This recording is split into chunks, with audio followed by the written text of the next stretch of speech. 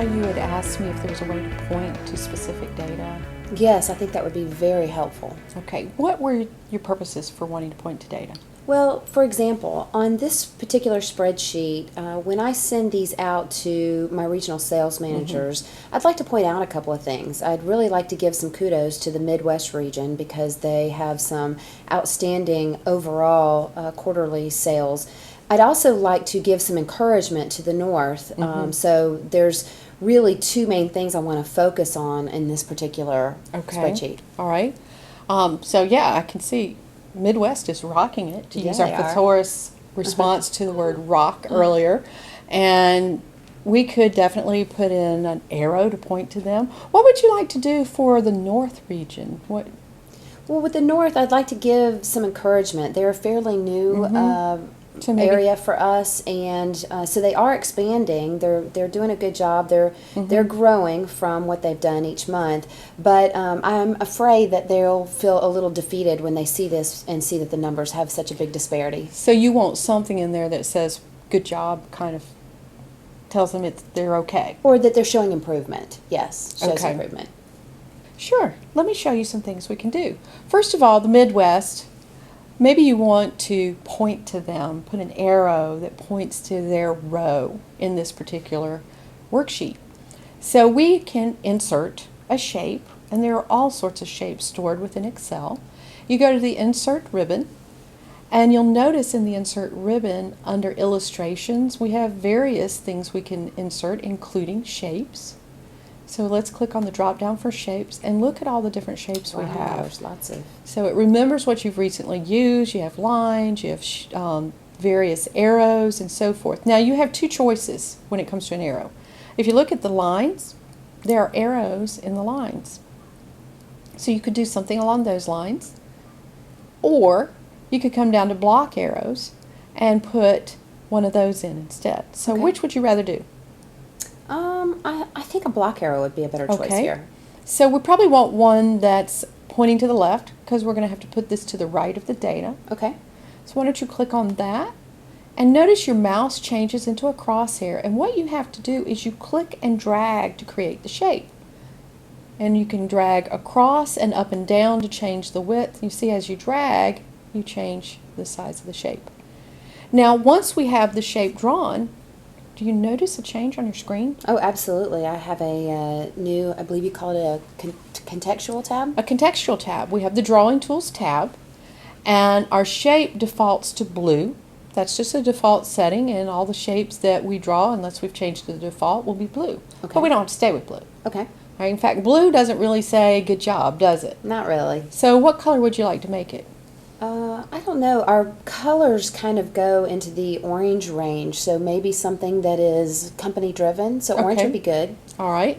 Notice that in your shape styles on this ribbon, we have some shape styles where we can change how the shape looks, and there's some colors in there. Okay. Or we can go over to Shape Fill and Shape Outline and click on the drop down and choose a specific color. Okay. I just noticed when I was going over this that that it will, if I hover, like you showed me earlier, it will give me an idea of what that looks like. Right. How about this orange here? Sounds good to me. Or looks good, I guess I There should you say. go. All right. So we have that in there.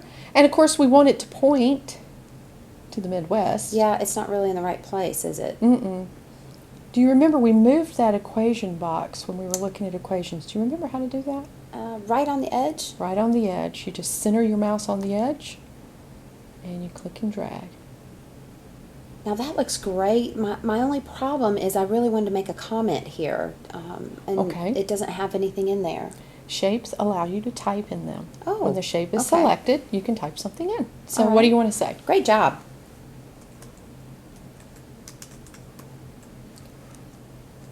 Now you'll notice that it didn't quite fit, but that's just font size. You Okay. can highlight your text and you can change that font size. Notice you have a cursor, so just bring your I-beam in there and click and drag to highlight the text. And then you can go over to the Home ribbon and do all the formatting options that we know from before. Okay.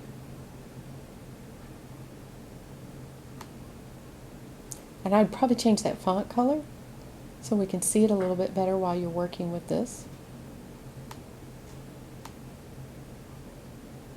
Okay, it's still not fitting though. No, it's not. Now, there's a couple of things we could do. We could change the font size some more, or you could change the size of the arrow. Okay, let's try that. I think in an earlier session that we had together, you showed me where grabbing onto the corner is probably the best. There you go. And then you just need to adjust it so it points in the right place. That's perfect. Now, we want to make sure the text stays inside the arrow, but if you wanted to, because it's taking up so much space on this spreadsheet, you could probably shrink the width of this by grabbing one of the middle top or the middle bottom handles and bring it down a little bit. There you go.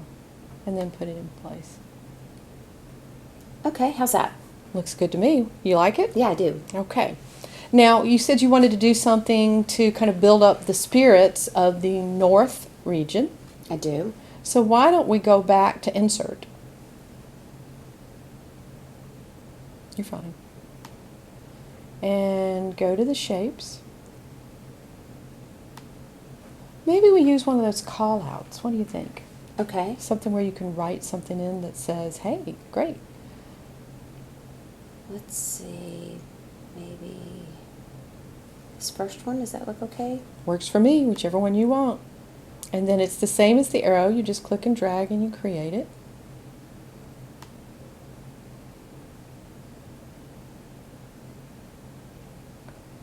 And then you can type your message in. Our other color for Donut Fiesta is a pink color. I don't really see the one here. You said that we could go into shape fill? Mm-hmm. And if you don't see the color you want, you can come down to more fill colors. Okay. And this is really great. First of all, we have the custom tab, but go over to the standard tab for a moment. Oh, much better. You could choose from there.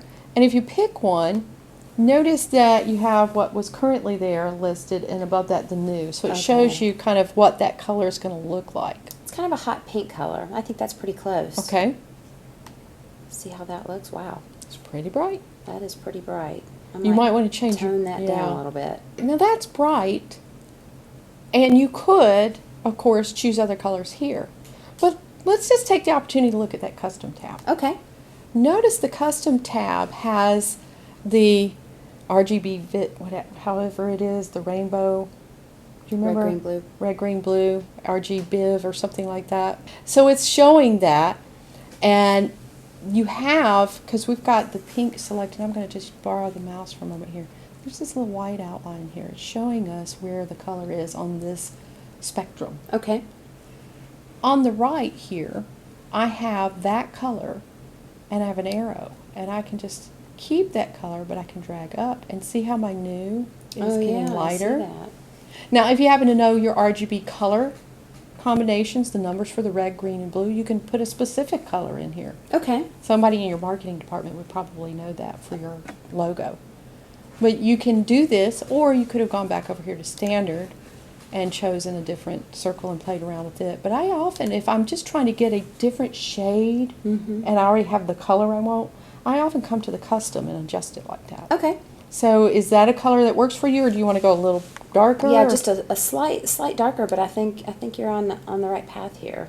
I think that's about right.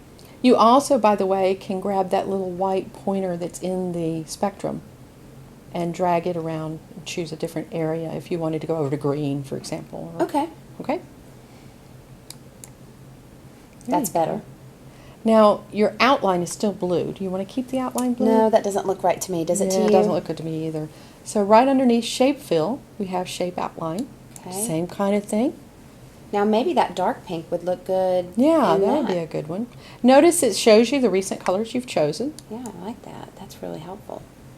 That looks pretty That's good. really good. So that's looking pretty good. I like the coloring, but right now it's not pointing to the right place. Is there a Okay. way that I can change that? Sure. Do you notice that little yellow diamond near the bottom of that shape? This guy? Yeah. Click and drag that over to point where you Yeah, want it my to point. cursor is changing there. That's right. So I want it to point to these numbers here. Go on and stretch it out a little bit. We can always move the shape. Okay. There you go. And then you can pull the shape back a little bit. That works out good. There you go. And then you can just type in your message.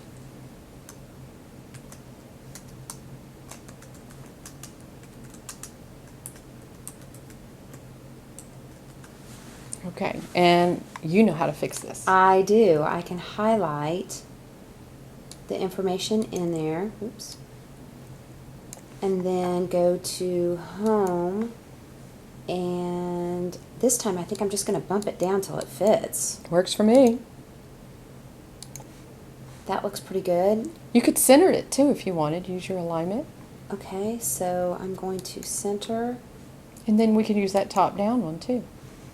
There, that looks great. Now you may, notice we're kind of covering over the 8. You might would bump it back a little bit more, but you can fix that when you want to. Okay. Yeah, and that's another thing you can do. When a shape is selected, you can use the arrow keys on your keyboard to nudge it left, right, top, or bottom like you just did. Okay, great.